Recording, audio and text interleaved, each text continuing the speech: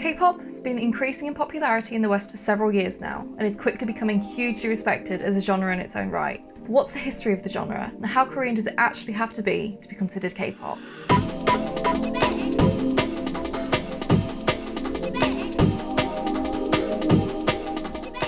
K-pop is based on a multitude of genres, absorbed, combined, and built up upon by artists since the 1940s, when Western culture was truly introduced into South Korea. During the US occupation of Korea in the 40s, the US Army military government in Korea sponsored music programs, and some people argue that this is the experience which created a foundation of US musical propaganda in Korea. Then, when the US troops were sent to assist what is now South Korea in the Korean War, they helped to popularize American music among the Korean soldiers. However, modern K-pop didn't actually emerge until the 1990s. At this time, Korean artists were taking inspiration from Europop and mixing it with American popular styles like EDM, jazz, rock, and most prevalently, hip-hop. In 1992, a group emerged called Taiji and Boys, who were the first to be considered K-pop, though it's unclear who first used this term to describe them.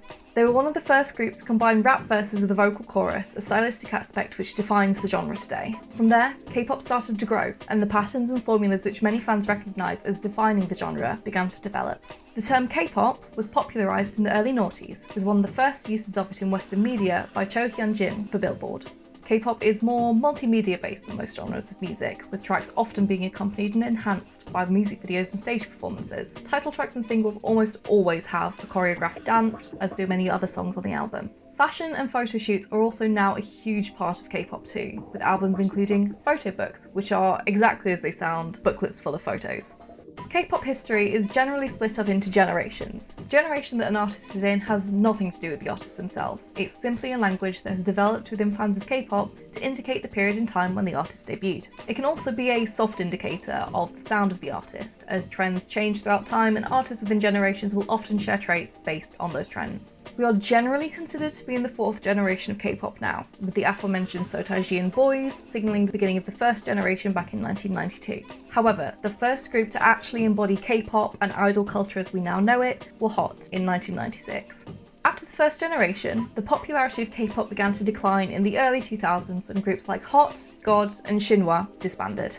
The second generation of K-pop started around 2003 with TVXQ, who became incredibly popular and paved the way for even more successful second generation groups like Big Bang, 21, Girls' Generation, Wonder Girls, Super Junior, SHINee, and more.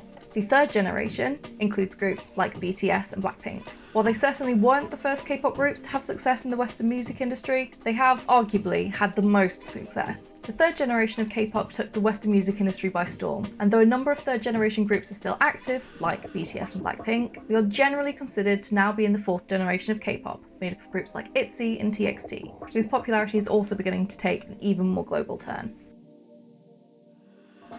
K-pop today has a very distinct formula, and despite there being some artists who, for better or worse, have bucked the trend, for the most part they tend to stick to this method. Either way, all K-pop artists start out in a similar way, whether they end up debuting as a solo act or as a group.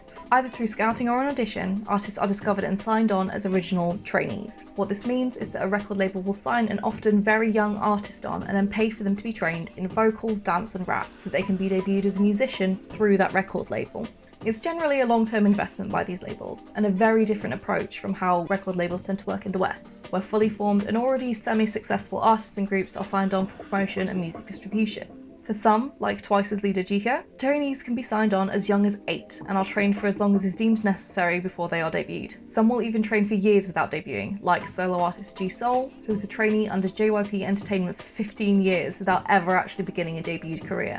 Often, record labels will come up with a concept for a group and have the trainees compete for places, as was the case with BLACKPINK. Accordingly, the record label an artist is signed to has far more bearing on the artist than even in the West, as they have the opportunity to control everything about that artist, from the music release to the names and personalities the idols show to the world. Once debuted, K-pop artists generally follow the formula of releasing an EP once every 3 months, and occasionally a full-length album. Sometimes the full-length album is simply a re-release of the last few comebacks, now all on the same record, with a few new songs sprinkled in, like BTS's Love Yourself Answer.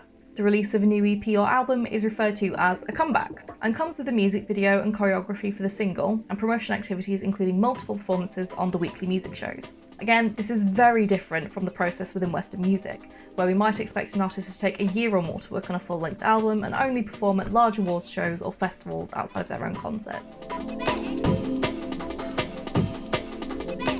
The degree to which a K-pop group has to be Korean to be considered K-pop has been a debate for many years. In many K-pop groups, there are members who are from other Asian countries or are Asian American or Asian Australian. In TWICE, 3 members are Japanese, 1 is Taiwanese, and the remaining 5 are South Korean. Many K-pop stars were raised in countries other than South Korea, like BLACKPINK's Rosie and Jennie, who were born in South Korea but raised in Australia and New Zealand respectively. So, what makes something K-pop? Does the group have to be owned by a South Korean label? Does there have to be one South Korean member? Must they be East Asian?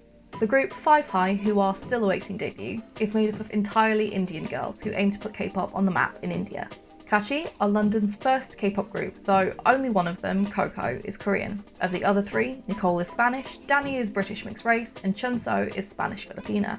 Even Cruz Beckham reportedly auditioned for a K-pop label back in 2018. Where are the lines drawn, if they are at all? Should there even be lines drawn on excluding particular nationalities or even races from performing whole genres of music? The first K-pop group to involve exactly 0 Koreans, EXP Edition, is a 4-member group, born in New York, made in Seoul. They were originally created as a student project that, not unlike Frankenstein's monster, gained life and spiraled out of control. 3 of the 4 members are white and the 4th is Japanese-German. They received a lot of backlash, not only for not being Korean, but for taking a very Western approach to K-pop, as none of the group members received training in the way that K-pop idols do.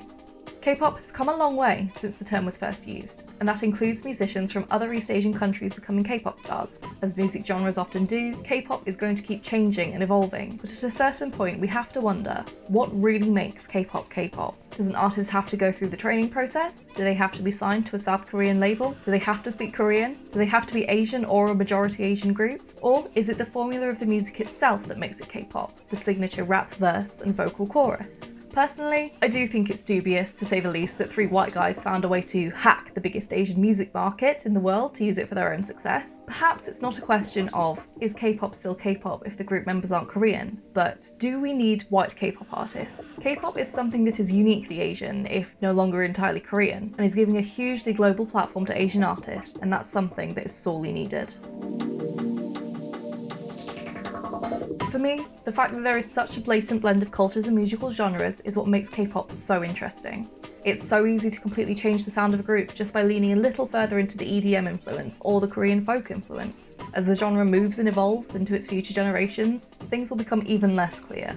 I predict at some point we will look back and realise there is a divide between what we might call more traditional K-pop, i.e. K-pop as it stands now, where it revolves around Korean culture, people and businesses, though not exclusively, and a future K-pop, where the music is distinctly reminiscent of K-pop, but the artists and businesses behind it are far more global.